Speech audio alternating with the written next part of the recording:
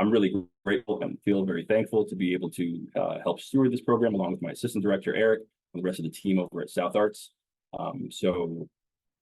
It's really a special thing that we're doing here to be able to fund and support tours by jazz artists.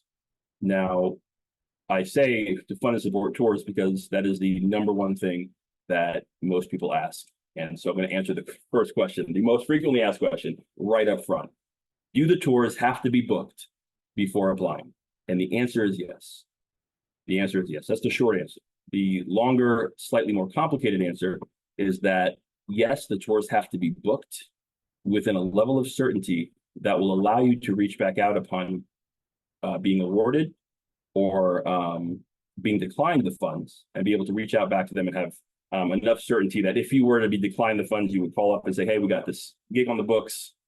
Here's the new situation. Can you do X, Y, Z now? We weren't able to get these funds, but we want to make this work. So yada, yada, yada, et cetera, et cetera. And they would be like, well, of course, we had you in our book, but if it's not working out, we can pay you this and pay you that. So from a presenter's perspective, you would want to make sure that that presenter understands that this gig is happening. And then you would have enough time to be able to renegotiate whether the gig happens or not, based on if you were not able to be awarded the funds. So to clarify or to further add some specificity to that, the gigs need to be booked, right? So were you to be awarded the funds, call up the presenters and say, hey, we got the funds, it's all ready to go. And they were like, well, what are you talking about? I don't even know what you're talking about. We had one conversation about it. We said, maybe we can do something in that time. And then you threw in some dates just to kind of make an application happen and throw them in there. Then that would not be the level of commitment that we would expect from presenters. And at this point now, having this program having gone on, I think this is the 6th year total of the program. So it's a 4-year program, but it was refunded 2 years ago. So it was 4 years and 4 years. We're in the 6th year of it in total. There are many, many presenters that know about Jazz Road, know about Jazz Road tours, being able to be a grant awardee. And most presenters at this point, whether it's our grant or another grant, understand the fact that when you call up and say, hey, listen, we're working on this grant, we'd love to play there. Here's the situation. Here's when we'll find out. But what do you think about having us there and us booking this gig at your venue or whatever the situation may be, touring through there? There's enough people that know and understand about what Jazz Road is. And you can always feel free to go onto our website on Jazz Road Tours, check out where other artists have toured, and be able to check the map of venues that jazz artists have toured through and that are very familiar with us. We would also be able to help you through our regional arts organizations. And we put on this program in partnership with 5 other regional arts organizations that represent the states that are in their area. So there's Arts Midwest, there's Mid-America Arts Alliance, there's Mid-Atlantic Arts, there's New England Foundation for the Arts, and there is Western Arts Federation. So by reaching out to one of them, they will also be able to help you with more region-specific things. So I know I kind of started from the end, but that's the number one question that we get all the time is, does the tour have to be booked? It helps if you look at this grant as you're going to book a tour and you're applying for support for that tour, as opposed to, hey, I'm a great musician, I'm playing great music, I'd like to tour, here's my great music and here's where I'd like to tour, can you support me as an artist? And while artist support is obviously at the root of what we're trying to do here, it's really important to note that the goal is to support tours. So ideally, you would put together a tour, and that tour be a viable tour. Might not be the most profitable tour, perhaps, but it's a tour you really want to make happen. You're trying to go through some certain areas, and then you say, well, you know what, I need support for this tour. It's not going to pay me enough, but this tour is on the books in the right tour window. So we're going to go ahead and apply for a Jazz Road tour grant so that we can go ahead and make this tour happen and be paid equitably and be able to travel, decently, I suppose. So that is the crux and the number one thing that we get asked. And I really wanted to just address that straight up front. I wanted to talk about it and make sure that we kind of have that conversation. Some other things that have come up around that. One of the goals of Jazz Road tours is to take jazz to where jazz is not. It's one of the things that our funders have asked of us. It's one of the things that we are very committed to doing. So when you are putting together your tour, thinking about routing it in a way where you can reach some areas that are not usually reached by jazz will make your application more competitive. So if you're let's say you're doing a show in Atlanta, let's say you're doing a Southern tour and you have a show at a jazz club in Atlanta, you have another one in Alpharetta, and then you want to make your way to Tennessee to go to Nashville, maybe to Rudy's Jazz Room or something, and you go through Alabama into a small rural town and you play a small venue over there that maybe it's a city venue, maybe it's a garden, maybe it's a house party that you know somebody there and he's willing to open up the event for the public. But doing that will make your application more competitive. So the way I usually like to say it is maybe like a 2-to-1 or even 2-to-1 ratio. So if you have three sites on your tour, 3 dates on your tour, one of those dates is in a rural area or a place that's underserved by jazz. If you have 6, I would say you'd have 2 places that are in a rural area within those 6 shows, or places again that are underserved by jazz. So again, just to recap, it is important to note that what you're looking for with a Jazz Road Tour is support for tours, and that's what the focus really is on. So I see we already have a few questions, and I see Eric has already been sort of handling those questions. So if you want to go ahead and put those questions, if you want to go ahead and put those questions in the chat, Eric will answer them, and any ones that he thinks that I can answer live, I'll go ahead and answer. I will go ahead and add to one Destiny asks about Jazz Road Creative Residencies. That opens in January of 2025 and will close around April in 2025. So if you want to start thinking about those projects that you might want to apply for funding for a Jazz Road Creative Residency, which is a different program than Jazz Road Tours, it's one of the other things that we offer. Then that will open sometime in mid-January 2025. All right, so let me see, let me just make sure I got all the current questions that are already out there. So cool, awesome.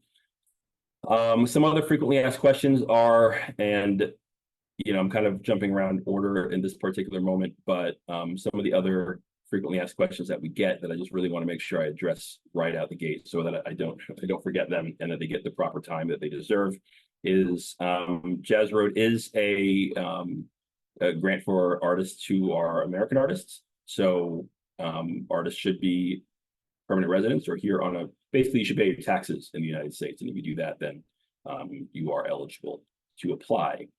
But if you have any further questions, if there's any sort of chances that you have a specified case, then just go ahead and reach out. We usually have a few people reach out that are on different types of visas. So we want to make sure that we answer that question. So just make sure you reach out and email either one of us. And Eric, if you can put our emails in the chat as well, that would be appreciated. So super cool. Let's see. Another thing that comes up is what do you do about work samples? And I really want to take a little bit of time to talk about work samples because work samples are really important. Now, most people who apply for Jazz Road Tours, who get all the way through the application process, submit their application, there's a lot of killing artists out there. Everyone, a lot of people are playing really well and at a high level.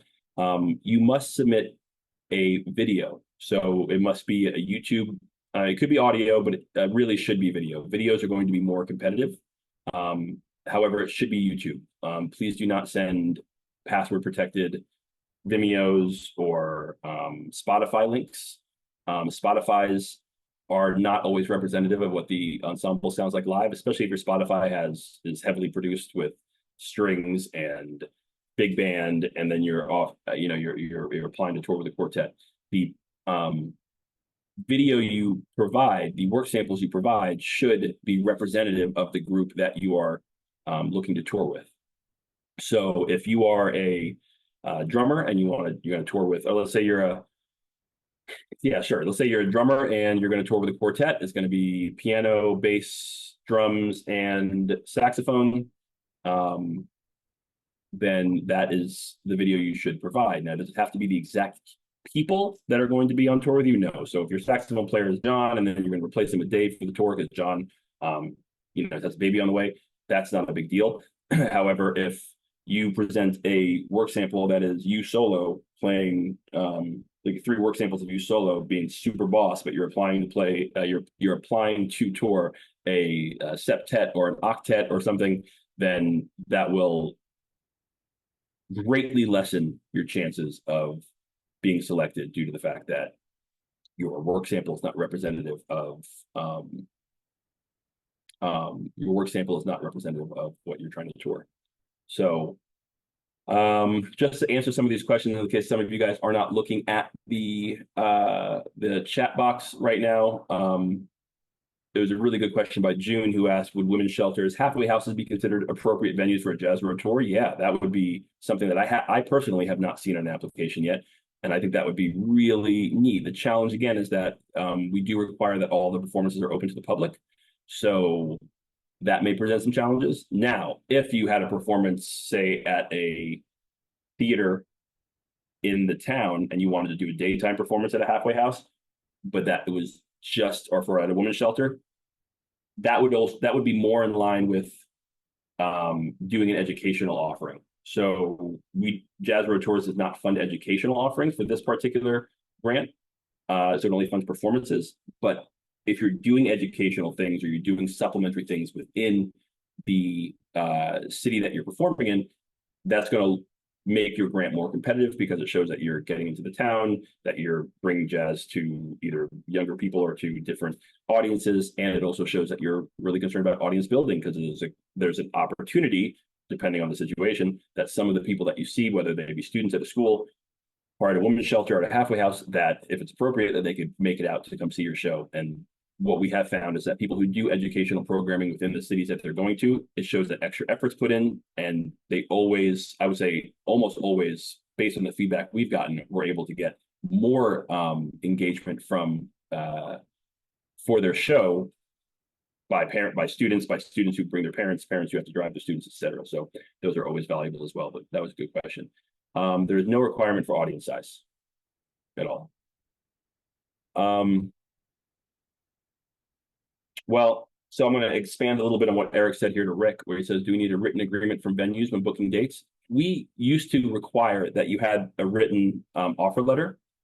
We no longer require the written offer letter. However, we do require all of the information contained therein in the offer letter. So sending an offer letter or having the offer letter when you're having conversation with a venue or with a presenter and saying, hey, I need to find out this level of information.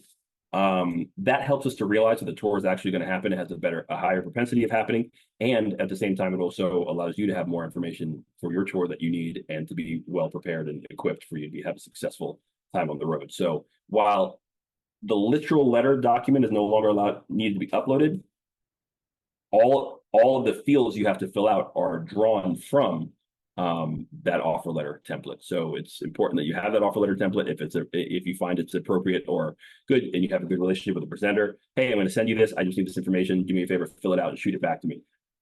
And that way you'll have that information and you can put it on your application. So, all right, let's see. If you're a past winner, yeah. So if you're a past winner, this person who's anonymous, very secretive here. If you're a past winner of the South Darts grant, are you looking for anything in particular on the next application being submitted? The panels do differ every round. So what one panel might be looking for might be different. But what I will say is that, and this is stated on our website, is that we try to award as diverse of an awardee pool as possible. So if you're doing the same exact thing and trying to tour the same project, there might be a chance.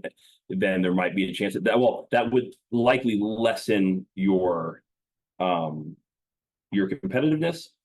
But what would lessen it more is if your tour is in the same area. So if you tour the Northeast and you're like, hey, I'm applying again, but we're going to tour through the Midwest this time, or whatever the case may be, then that would be what I would recommend for you to do, is to really put a lot of effort into the tour, because the tour is the thing that weighs heavier than whether you were than if you were selected before as an artist. So, but if the tour was selected before, we're like, well, touring through the same places, then that would be less competitive. All right.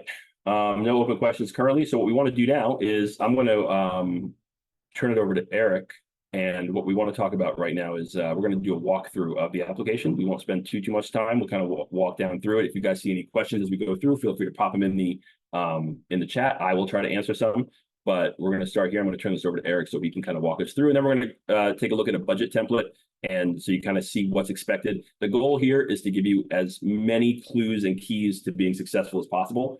I personally hate gotcha moments.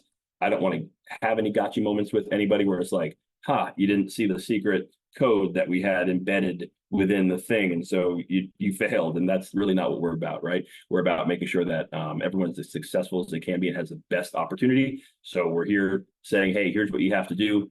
And hopefully it is you take advantage of some of the things that we're offering, and you're able to have a really successful and competitive application. So, I will tell you this one last thing before we kind of turn it over. The answer, I'll answer that question in a minute, Robert. I'll tell you one more thing before I have to turn it over, is that we don't award, this is another frequently asked question, we don't award based on the quantity of people, we award based on the quantity of money that we have budgeted. So usually it's about 135,000 every single award cycle, which usually, depending on what people are asking for who are getting awarded, because we've had some rounds where people are asking for $7,000, somewhere in the $8,000, $10,000, $11,000. We have some rounds where they're doing that, and as a result, we're able to award more because they were qualified. And then we have other times where everyone's asking for 14.5, 15, and then we have to reward less because those are the people that were chosen, and that's what they were asking for. But don't be afraid to ask for what you need. But I will also say this is like a pro tip. If you blanket ask for $15,000, you're asking for 15,000 straight, make sure that your budget justifies the $15,000.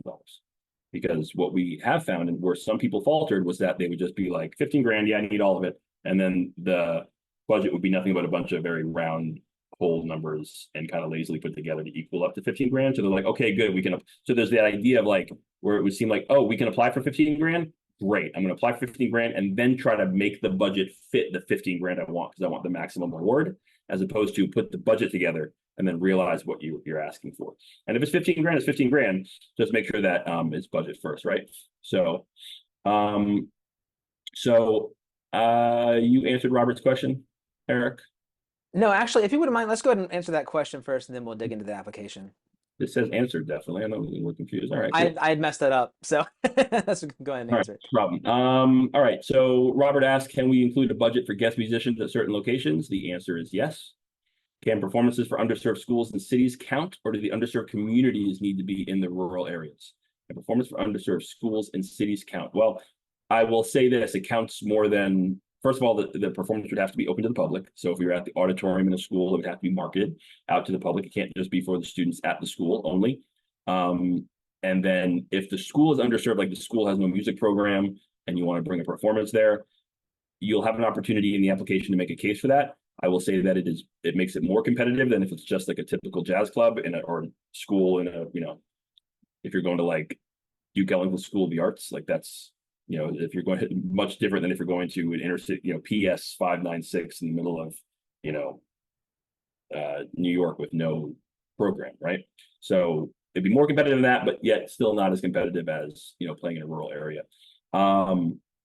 I'll give you a great example of a rural area. I played a show in Amherst, Massachusetts. This is Western Massachusetts, and it was a little church, sat like 70 people, and it was like one road in and one road out, and everyone came to this thing, and it was a really cool spot. As a matter of fact, if you're touring through the New England area, that is a great venue too, and they are definitely hungry to have some jazz road artists out there. So that would be pretty cool. So that's the answer to number 2.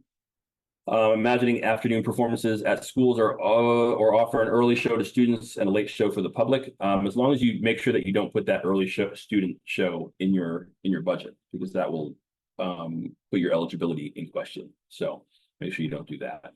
And then there's one more question open. I want to answer it. What happens if a venue closes and the show cancels? So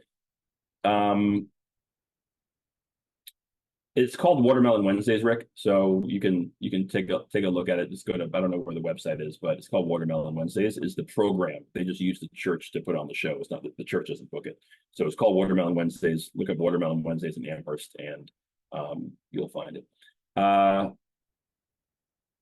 I think I was just in the middle of saying something before oh, if a show cancels. So what'll happen is if you get awarded the grant, we will give you, we will have a conversation about your shows, and before you sign your contract and we are good, you will have to confirm those shows, and we'll have to make sure that that tour is actually happening, and then you'll be able to confirm it at that point. And if something drops out or there's misses, like if there's a one-off and like you have these two venues and in between one place is like, oh man, we're going to close down, or we can't afford music anymore, we no longer offer live music, sorry, we switched out people, then you just reach out to us or the regional arts organization in that area, and we'll help you rebook a show. We'll help you find something. We'll work with you. But we recently had, we have had situations where whole tours all of a sudden magically weren't really there, and unfortunately, they weren't able to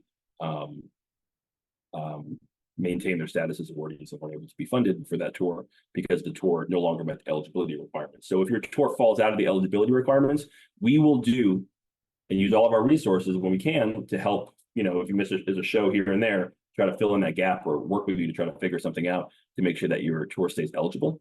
But if it goes from like, yeah, we're going to book this show now, whole tour fell through, forget it, it's not happening, we're going to have to do a show here and a show 3 months later, what if we do this and what if we do that, then that'll take your tour out of eligibility and put your funding into question. So, all right.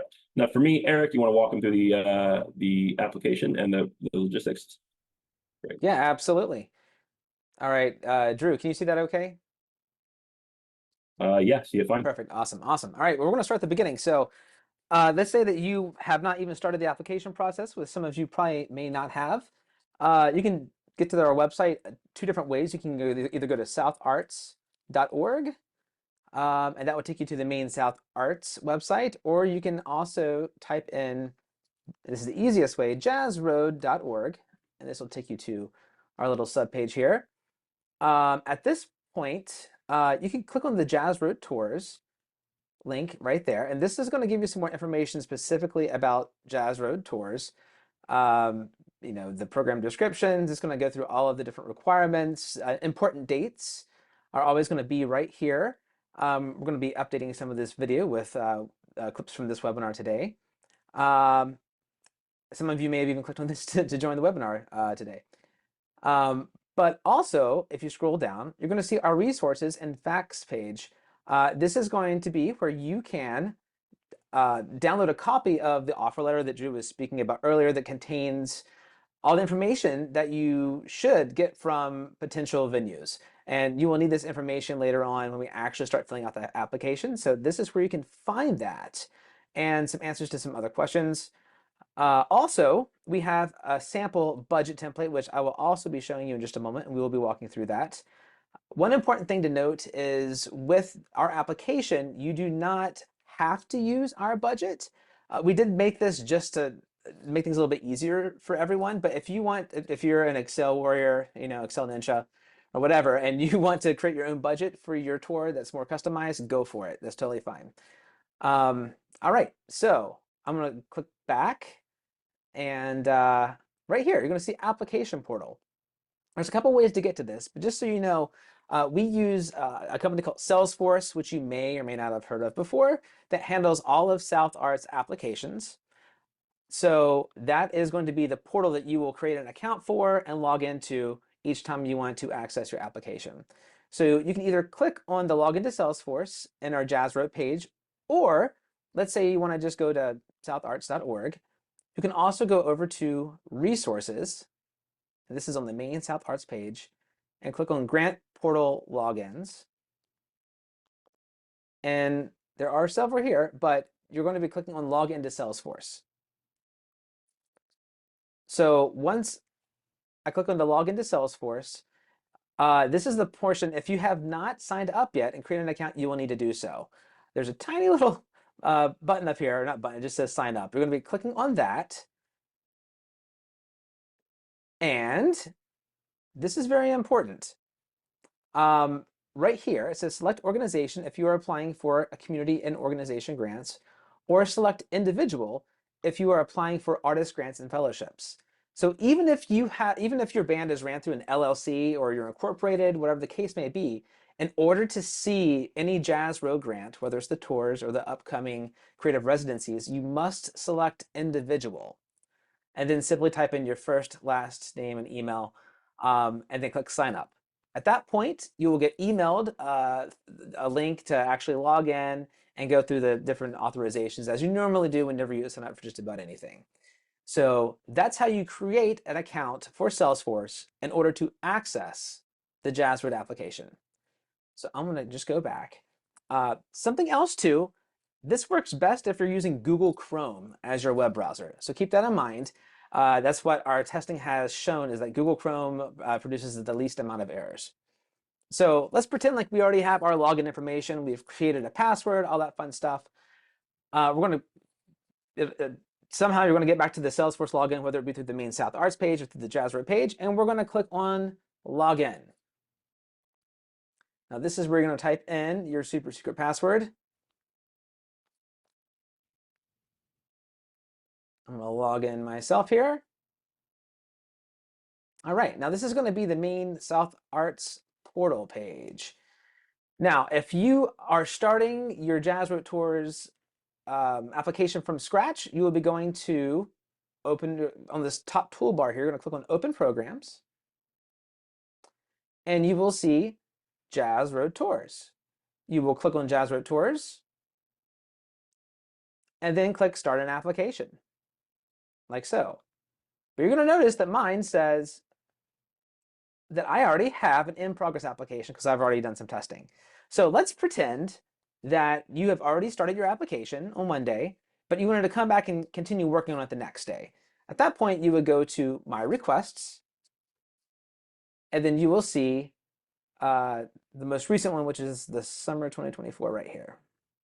Fiscal year 25 is what that stands for. Okay. Now I want to continue my application. Now, whenever you first see the beginning of the application, it's going to give you some helpful hints, like before you begin. It's going to show you application deadlines, how to contact me, and there's my email address, and some other information. At that point, after you read through that, you're going to click Next. Now, this is the eligibility page. So this is confirming that you are over 18, you are a U.S. citizen or a permanent resident, you're not a full-time student, and that your ensemble is based in the United States or its territories. So you'll click that box to confirm that you meet those eligibility requirements. Next, you're going to confirm that you understand that you must actually secure all of the dates, and we do not book the tours for you. And some other questions that make sure that your tour is within our guidelines. If they are within your guidelines, then click Save and Next. Anytime that you see the Save button, I would recommend clicking it as often as possible. Just always click the Save button. And this is where you're going to fill out your basic application information, your name, phone number, address. It's going to ask some other questions, what type of community are you in, your website, Facebook, Instagram, LinkedIn, Twitter, all of that fun stuff. Some demographic information, your ensemble name, how many people are in your ensemble. I'll let you read all that. But once you get to the end of this page, once again, click Save. That's super important. Then a little box will pop up saying your progress has been saved. Great. We're going to go to the next page.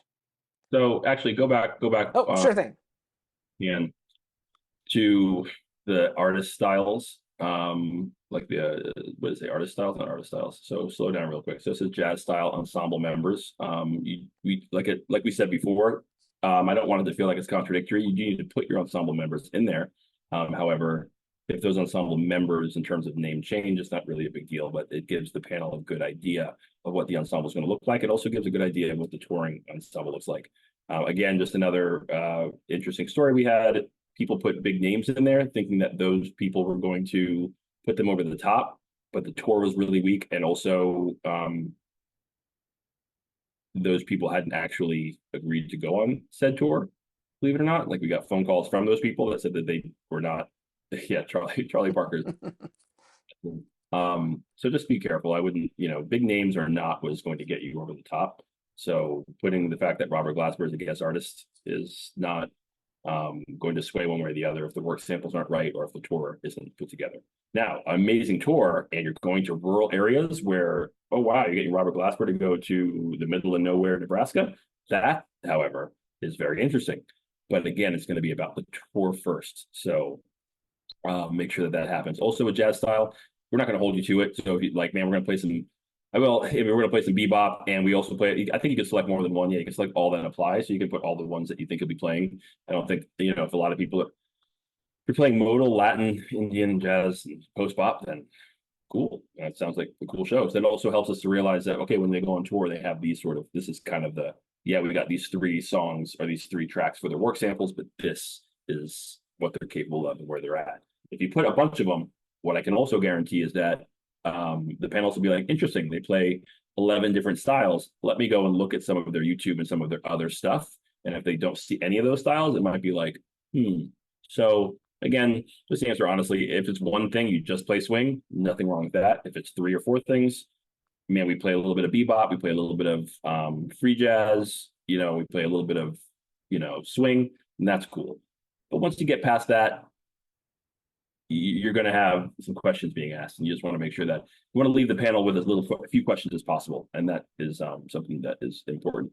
Band biography is a band biography.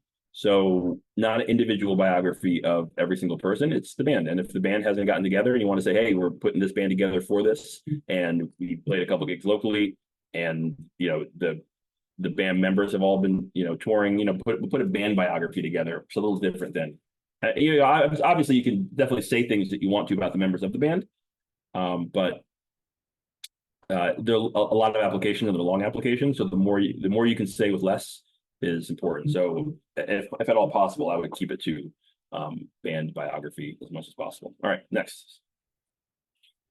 All right, I'm going to click save because you should always click save. All right, next. Okay, so this is going to be, if you have a name for your tour, this is where you can put, that's where you can put, type in the name of your tour. Please type in the name of the tour.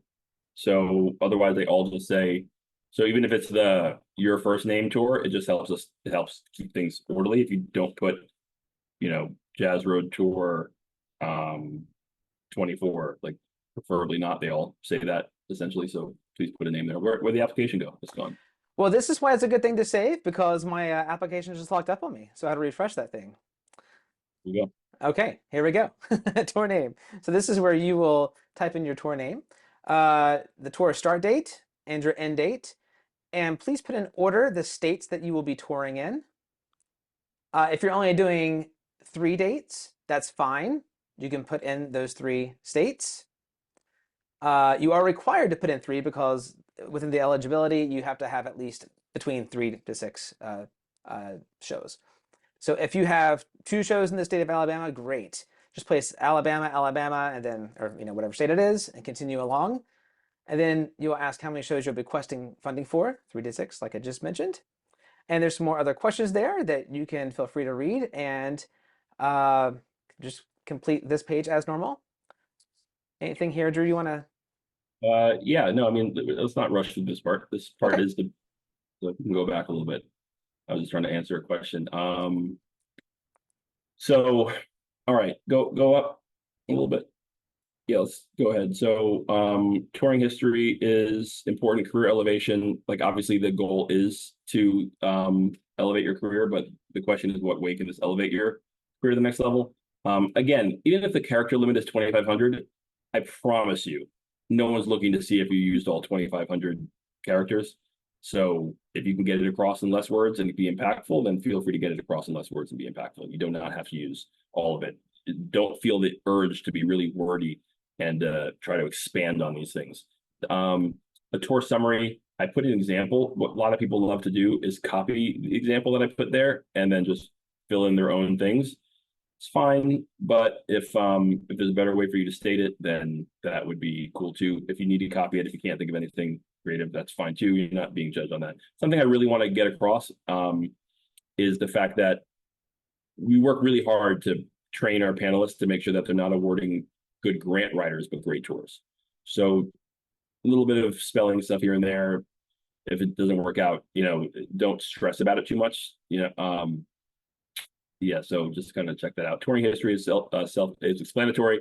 Career elevation. We know that the idea is to elevate your career. The goal is saying, how do you think that this could help your career? What do you think that having this support for your tour will do for you in the future? How will you be able to use this as a jumping off point to get to the next phase of your career?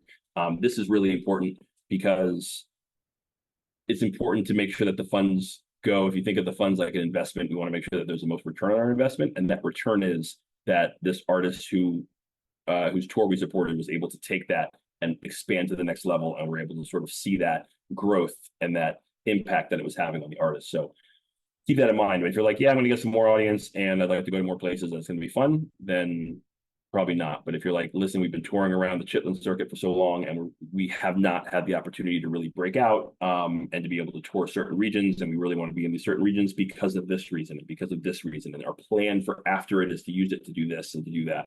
The more of a case you can make for how you're planning to use, how these funds will not only go to supporting what you're doing now, right, and giving you equitable pay, but also how you're going to be able to use that in the future, what that really means. Okay, so tour desired outcome explanation, cool. Again, if you're testing new compositions, just write about the new composition you've been writing and write about how this is an opportunity for you to go to venues that might not might not usually, I want to say but might not usually present people who do compositions where it's a jazz composition with a chamber group, and you really want to do this, and there's these venues would be able to afford you to have 7 or 8 people on the road. So you being able to do this is really an opportunity to do that. Those are things that the panel wants to see. Community activities, again, we don't fund community activities, but at the same time, they do show that they do make your grant more competitive when you do them. Explain those. Is a tour part of a larger tour? So if you are touring, let's say you're touring the Northeast and you come down south and you got all this real nice routing going on down through DC, but you really want to get over to the West Coast, or you really want to get over to the Midwest, or you want to go far away, but it's a 2-day drive and you want to, it's going to sap up your money just using it for a hotel. So you say, man, I really want to get out west. So let's pick 6 dates between Tennessee and California. And then we can do our California tour. So our California tour is booked, or our East Coast tour is booked, but what are you going to do in the middle to connect them? Well, we're going to do these 6 tours to get us all the way across. And then you would make sure that you only apply for those 6 dates, especially in terms of budget. But those are the 6 dates that you'll put in the venues that are coming up next in the next few pages, or the next page. So you want to make sure that those are the ones that you're applying for. So it's like a tour within a tour.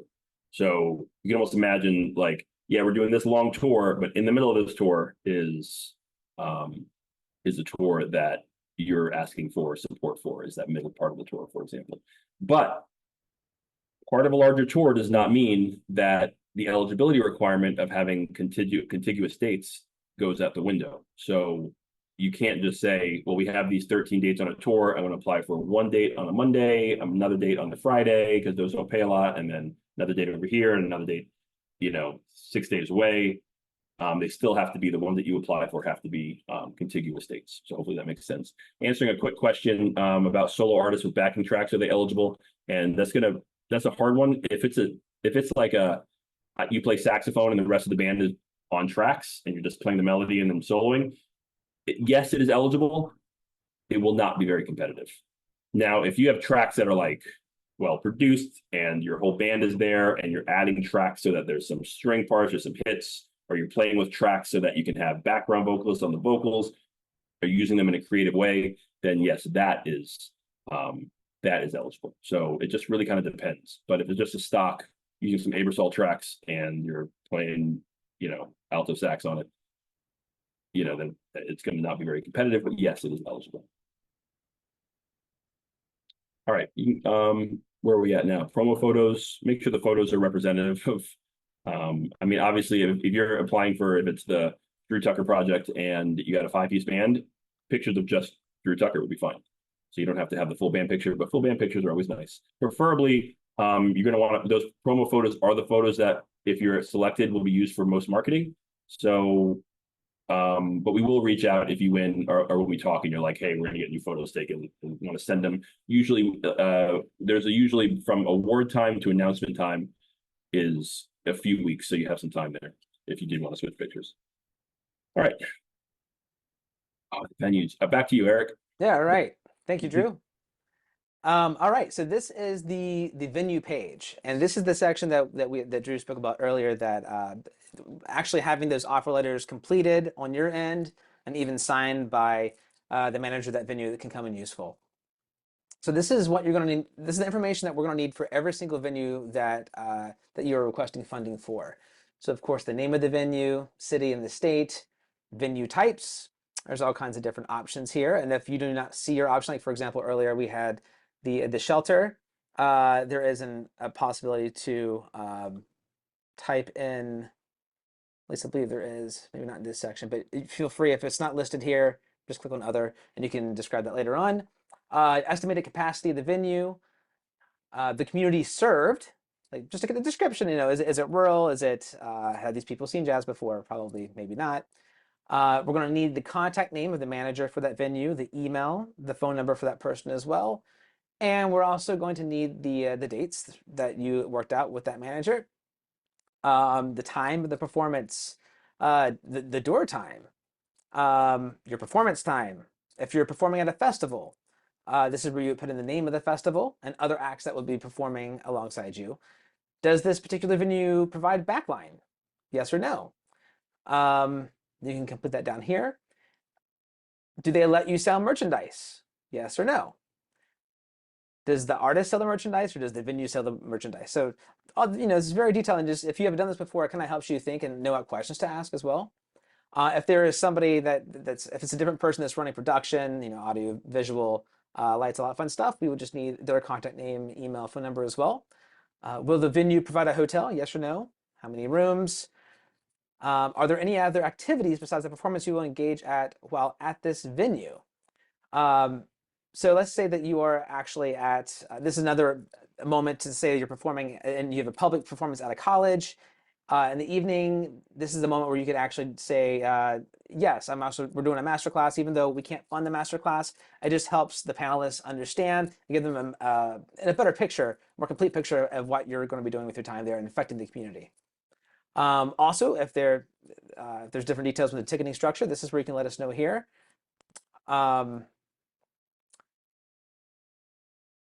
And at this point, it repeats.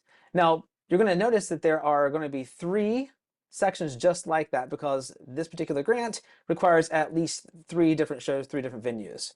So let's say you have more than that. Let's say you have 6 venues.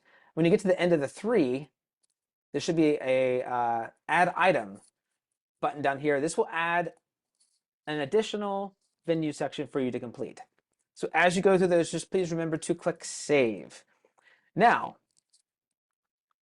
we're going to go to the next page. This is the budget. Now, once again, you don't have to use our particular budget. You can create your own if that makes more sense to you. But if you do want to see our budget, you can click right here. You may use this budget sheet. I'm still trying to figure out how we make that a big button. But at the moment, this is our limitation. Or you can go to the frequently asked questions page to download it. So I'm going to go ahead and share with you that particular document. And I have already I've completed a sample of what this would look like once it's completed. A lot of these boxes are going to be blank when you first download this budget sheet. But I just built a sample tour here. I live in West Palm Beach, Florida, and I just imagined I wanted to go up the East Coast. So I just randomized some dates, put a little bit of time between for traveling to Charlotte.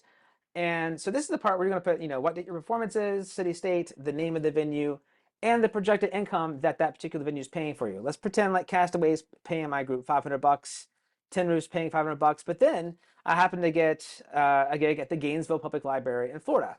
Their public library, they can't pay anything.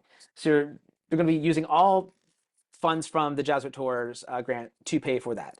Now, keep in mind, you can, let's say there was a particular tour that happened recently that was just simply touring libraries in the Northeast. The libraries couldn't pay anything, so every dime that this particular group made was from this grant. In that case, their budget looked like this, just zeros all the way down. That's totally fine, 100% fine to do that. Just picking up numbers here. So keep in mind that we can fully pay for the tour if you're doing it in locations like that. All right, down here, this is just the expenses. Uh, Tony Trombone, let's just say 1,500 bucks. Benji Bass, 1,500. Keisha Keys, 1,500 bucks. Great. Victor Vibes, well, since they play vibraphone, they're definitely going to make less. Drew knows all about that. Very Danny fun. Drums. Danny Drums is the band leader in this case. Let's pretend Danny Drums is playing themselves just a little bit more money. So Definitely, that's definitely call myself Tony Trombone. Just throw that out there. so anything in highlighted yellow like this will auto total. Like I've already done the formulas for that.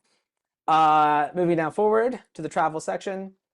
Once again, these are going to be completely blank when you download it. Let's pretend the van rental is $3,500. Gas is $360. Hotels at 125 bucks a night, just average for 5 people. That's how we get that number. Meals, let's say 50 bucks a person. Number of people, 5 people for 6 days, 1,500 bucks. Once again, everything in the highlighted section will, don't mess with that because that's going to mess up the formulas. Also, you can request for up to $2,500 for support staff like managers, photographers, videographers, and also you can use it for childcare. Let's say you need somebody to watch your kid while you're on the road, or any other kind of care. Let's say you have you're taking care of an older parent or an uncle, something like that, and you need somebody to watch over them, care for them while you're gone. You can use up to $2,500 out of the budget for that. Now, just remember, you cannot ask for more than that. Let's say you're asking for $15,000 for the grant. You can't ask for an additional $2,500. So if you took $2,500 out of that, the maximum amount you can ask for would be what the maximum amount you could use to pay musicians, pay for travel, all that fun stuff would be like 13,500. Drew, do you want to add anything to that? Yeah, I'll go ahead and add that pet care is not a eligible expense. So, but if there is senior care, human care, child care, things like that, and that is even if you are, if say you are, if your partner is staying home taking care of children and you had a big part in taking the kids to school and watching them afterward, then you don't need to be the primary caregiver to do that. So if your wife is at home with the child and usually you would be able to help both of you work, then you can still apply for that to be used for childcare to be able to assist to fill in the gaps that you would have when you were gone. So that's not just for mothers. I just wanted to be clear on that. Cool, awesome. All right, so then at the very bottom here, you're going to see the income from venues that we're making, and at this point, this is like the total expenses of the tour. So we're close to the $15,000 mark. Now, just remember, you can't ask for more than $15,000. So you'd either have to maybe cut some cost here or figure out something. But once again, this is a tool that we want to give you all just to help plan your tour. If your tour costs um, $18,000, and you're asking for $15,000. This is a way just so the panelists can see exactly where you want the money to go. There's also an area down here for other expenses, like say you're flying and luggage. You have luggage expenses, you have backline expenses. Once again, this will total up automatically. You can add more lines if you want. Just do some Excel magic, but this file is totally for you to edit and manipulate however you wish. Now, once you have completed that, you would export it either, you can just save the Excel file or you can export as a PDF file. And there's a section on this application where you will be uploading that file to the application. And you will enter the total number that you're asking for support. And then there's a checkbox here. Just we're asking you, did you ask for any kind of coordination support? And are you including those additional funds? This is just for data keeping for us, just to help know how many people are asking for that support as we parse through the data. And at the very bottom here, the total funding request. So this is the total amount that you're asking for. And then we definitely want to click save. Okay, and we will continue on to the next page. And this is the work samples section. So once again, please only send YouTube links. If it's audio, there are different ways out there to just put a static image up with that audio. So here's a title out of the 3 work samples, you need to provide the title and just a description of what's going on. the year it was completed, and here's where you can punch in the URL. And if there's a certain starting time you want the panelists to start at, you can include that there. I'm gonna jump in real quick just to say that send in a video that's like a live performance of a show and it's 2 hours long. Please put a start time in there. If you do not put a start time in there, the panelists will start it from the beginning, listen for a minute, and like fast forward to somewhere in there, and you can just hope that they get to something that you want them to hear. But if there's something specific, take the time, cut a video, upload it to YouTube, make it unlisted and send it if you don't want it to be public. But we've had a few that have sent in just like, here's a 2 hour concert. And then you're just going to have panelists who just fast forward to somewhere in the middle of the scrub bar, and you just got to hope that maybe the whole concert we're just balling and that's fine, but that's cool too. But if not, you just really want to be careful about that. Yeah, and also YouTube does whenever you click share, if you don't know this already, there is a way that you can scrub to the point that you want it to start, click share, there's a little checkbox that says start from this point, and then you can copy and paste that link over into here and it will start at that point. So that's another way that you can do that as well. All right, go to the next page. Okay. Now this is the very last part of the application, the venue payment explanations. And we do get a lot of questions about this section. Keep in mind these three particular sections, these three questions will not be seen by the panelists. This is just for information for Drew and I, just to see what's going on in the field, to see what people are experiencing whenever they're out on tour. So the first little narrative here is the venue equitable payment description. You provided the amount that you would consider as an equitable payment to be paid in full for these engagements based on eligible expenses described in the guidelines. To help the Jazzwort team better understand the state of the field, please provide any explanation about how you determine this number. So basically, we're asking you, how did you get to this number? How did you decide for equitable pay? There's no right or wrong question to this. There's some folks that may say, well, we're a group in Nebraska where there's not a lot of gigs. This is what we thought was fair for the area that we're in. Some folks who are in New York and they are touring veterans, they might say, well, this is what we expect, and this is the amount that we're used to getting. So this is why we asked for this amount. But this is just, just explaining. You don't have to justify anything. It's just explaining why you picked the numbers that you did. Drew, do you want to add to that?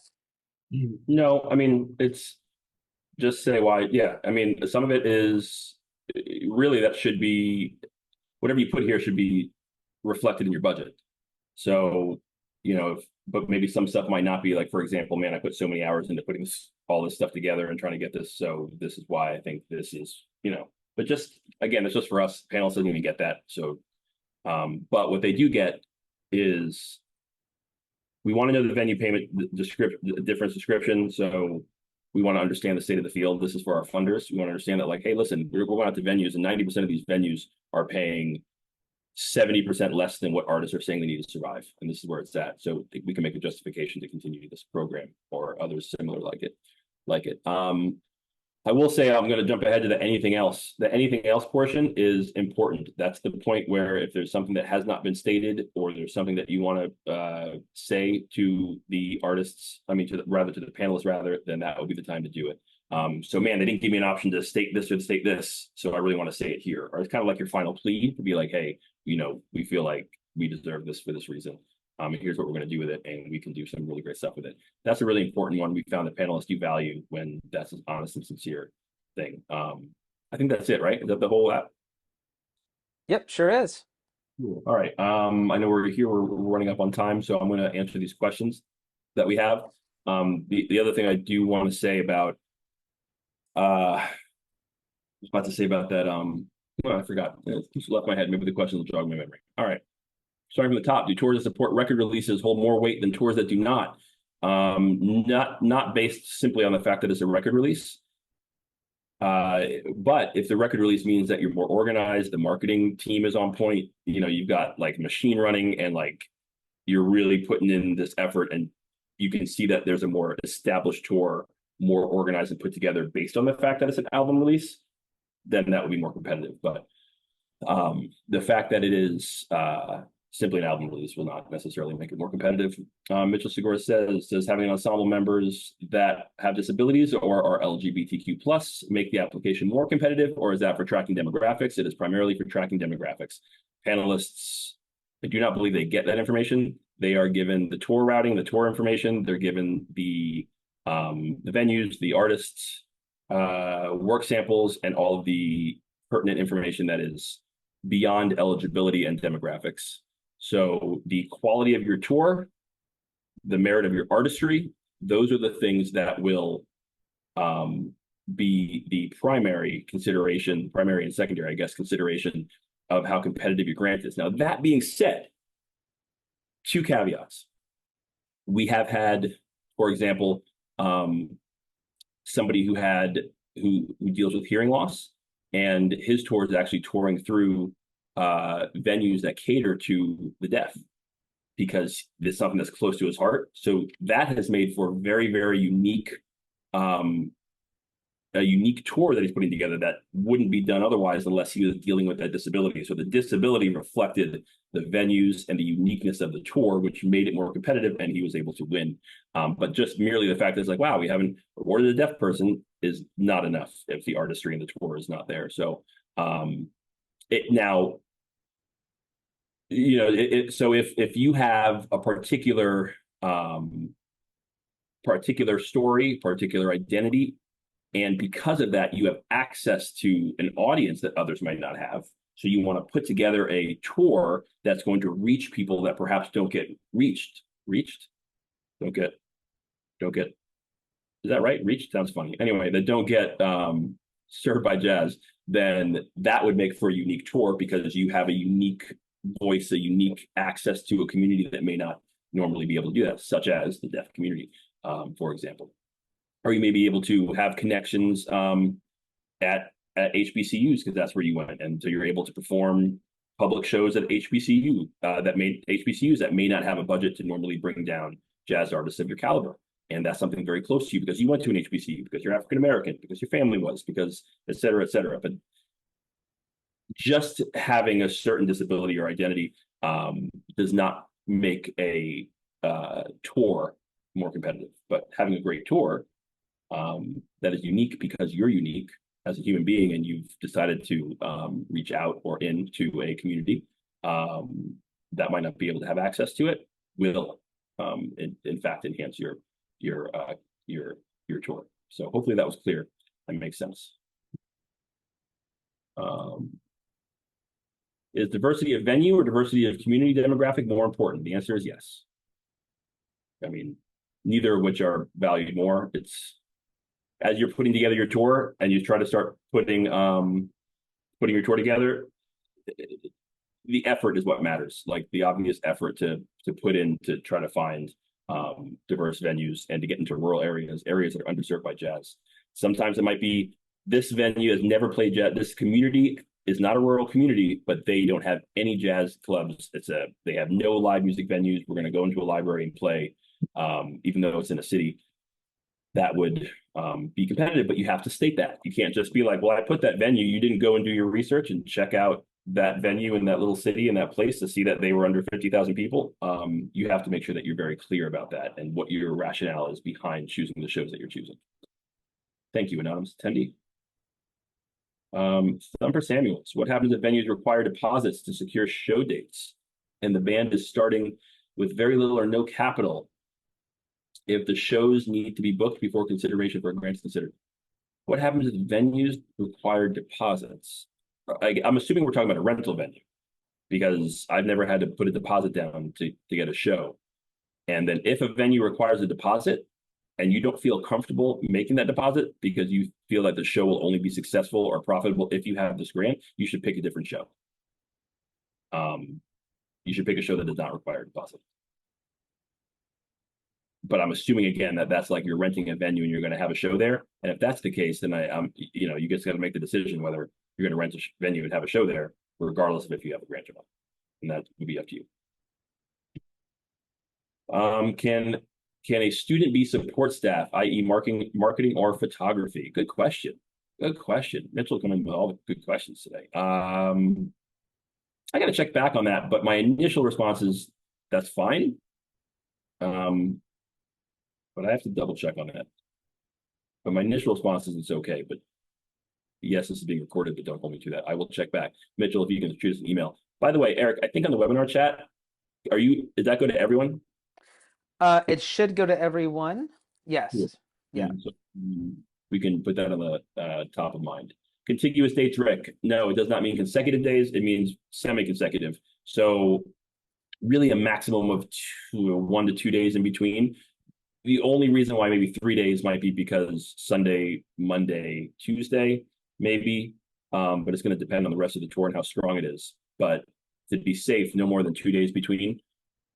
Because then you end up spending more money on hotels, lodging, and transportation than you do on actually performing the show. And that's what we're trying to avoid. We're also trying to make sure that fans are able to keep themselves on the road, having an actual tour and not just doing one-offs. The grant is not for one-offs. So if it's enough time in between that you can go out, hey, we're flying out to here, doing a show and coming back home, that wouldn't be the best use of those grant funds. So it was something that you'd want to be able to stay out on the road. So imagine if you were on tour on the road, would you really be able to afford 3 days just in a hotel or 3 days traveling without receiving any pay? And likely that wouldn't be the most prudent decision. So then it wouldn't also be a prudent decision to be awarded. So I would say 1, 2 days maximum. 3 days if it's an extenuating circumstance or over a holiday or something like that. 3 days will still maintain your eligibility if it's on like a Sunday, Monday, like a Monday, Tuesday, Sunday, Monday, Tuesday, but it will definitely lessen your the competitiveness of the grant. All right, anonymous attendee coming back again. You think it was the same anonymous attendee or a different one? Who knows? Let's say the actual budget to the tour is slightly lower than what we received to complete the tour. I'm going to read that again because I didn't understand it. Let's say the actual budget to the tour is lower than what we received to complete the tour. I wanted to know if that money is ours to keep or do we need to return that money to the organization? No, the answer is the funds are yours. We don't ask for an accounting afterward. We just want to make sure that the tour actually happened. That being said, we want to make sure that your budget is, and listen, if you come in under budget and you still were able to get equitable pay, all your artists got paid well, and you also were able to have a solid tour and achieve your outcomes, then more power to you. I applaud you. Do the best that you can when it comes to budget, and we can go from there. So, all right. So that was that question. Hopefully that answered that. Michael Catalano says, we have a band that has a personnel rotation because our roster is made up of studio players here in Nashville.